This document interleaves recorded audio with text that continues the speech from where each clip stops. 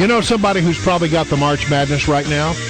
Maryland State Senator Jamie Raskin, because he graduated from Harvard, and Harvard put the wallop on New Mexico. How about that crimson? How about it, Senator? You're pretty pleased about that, I imagine. Well, I thought that was pretty exciting. I'm rooting for Maryland primarily, but I still have a soft spot in my heart for the Harvard team. All right. Well, listen, I want to talk. We have Senator Jamie Raskin on because he's working on a bill right now. It is passed the Senate. I think they haven't yet taken it up in the House of Representatives. Am I correct on that, Senator?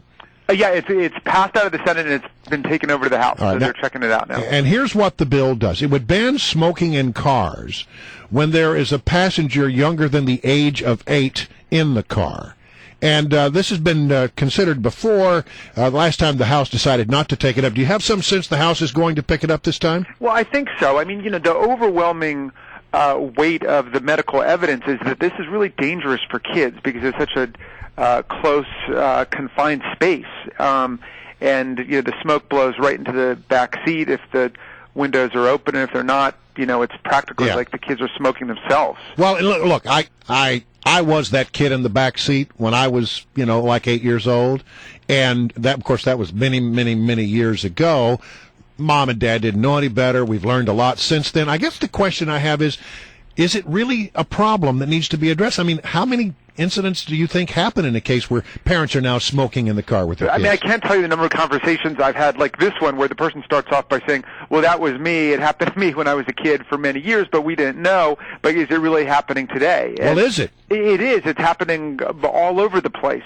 And, what is the role of government if not to teach people like the key public health dangers that are out there? That's a huge public health danger, and we're talking about kids who are in a car seat, so they're basically confined and sitting there, and it's the equivalent of letting your kids smoke in terms of their health. I mean, it has serious long-term effects on their respiratory system. Senator Raskin, can you help me out? Because I didn't go to Harvard, so maybe you know this better than I do. You just said, what role does the government have if not to teach people what's good and bad or healthy or not healthy? Where in the Constitution is that the government's role? I missed that. Well, first of all, this is state action, so we're not talking about the federal government, and the state has what's called the police power under the 10th Amendment, and we have the power and presumably the duty to advance the public health and the public welfare, and that's what we do. We try to protect the land, the air, the water, and the health of the people, and the security and safety of the people. When this law was first drafted, we talked about it about 2 months ago, and it was for all children 16 and under. So now why have you thrown all those kids that are 9 years old and over, why have you thrown them under the bus? Well, as we can tell from this conversation, there are people who are still skeptical about it, and although they recognize maybe in, my family's case, this is really dangerous, but do we really want to make a general statement that it's dangerous? And so I think everybody could agree if you've got a 2 or 3 year old who's buttoned down in a safety seat in the back, it's not proper to be smoking in that environment. Look, we've banned smoking in restaurants. This is much more dangerous than that, and that's grown-ups who have a voluntary choice to go into the restaurant.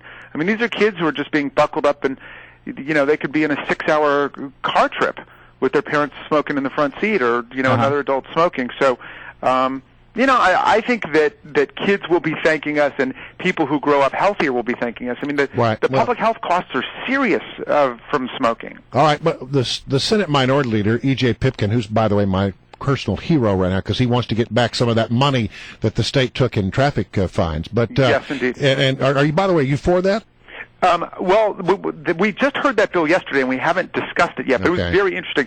There was a whistleblower who spoke, who had worked for 37 years in the department, who was telling us some pretty crazy things that were going on there. So there are a lot of issues to be cleaned up. In Baltimore, it's been insane. But let me get back to the topic at hand. He calls this another step toward Maryland becoming a nanny state. And we hear this all the time. Why does government have to teach? It's like Mayor Bloomberg telling us we can't have our soft drinks. It was interesting. Like, right before we did this bill, we did the bill to decriminalize marijuana, because we got tens of thousands of people every year who are put into jail because of marijuana and arrested and prosecuted and so on.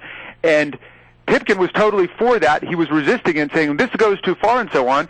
And, everybody else, the vast majority, was saying, this is nanny state stuff. We don't need the government bossing people around when it comes to marijuana and ruining their lives with convictions. So, people turn on and turn off the rhetoric of nanny state. Well, not this guy, Senator Raskin, because I'm in favor of decriminalizing marijuana, and I'm also in favor. I'm just in favor of freedom, and I trust the people to make decisions, even if they're bad decisions. I mean, I have to ask you, given the juxtaposition with the Mayor Bloomberg, why don't you propose that we limit the size of soft drinks and sugary drinks that children? You worry about the children and the public health costs. I think you can look at statistics that show diabetes and childhood diabetes much more dangerous than secondhand smoke. So why not push for that as well? Well, if there are parents who were pouring big gulps down their children's mouths against their will, I think that's something we'd have to look at. Is that really analogous? I mean, seriously, this whole idea of secondhand smoke, is it really analogous that it's being poured into their lungs? Well, you believe science or you don't. But, I mean, what we heard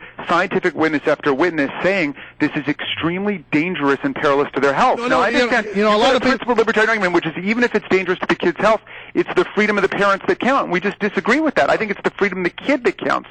So why not ban smoking in homes? Little brother that's at stake. So why not ban smoking in homes and apartments? I have a small apartment, and sometimes my 4 kids come and live with me in a 1-bedroom apartment. Should you ban me smoking in that little apartment since the kids can't leave? Well, I haven't seen any legislation, and I'd be happy to look at that, but... You would look at that? You would look at banning a person smoking in their private home? We look at everything. We get all kinds of legislation here. We look at everything. Yeah, that's our job.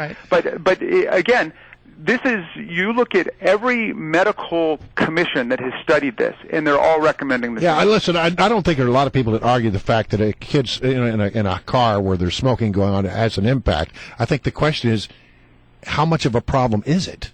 But we'll have to leave it right there. For the kid, it's a serious problem because you end up with emphysema, with bronchitis, with... I don't know any parent that would do that. I really don't. Well, then what's the problem with the law? Well, then why are you against seatbelt laws, I would say, why do we need the law if it's not a problem? So you're against seatbelt laws, too? No, I'm not against seatbelt laws. Well, why not? Why isn't that nanny state big brother? Well, we'll have you back for more of this conversation because this is a good discussion. It sure is. And by the way, we really do appreciate you coming on. Thanks a lot. Pleasure's all mine. Okay, please don't be a stranger.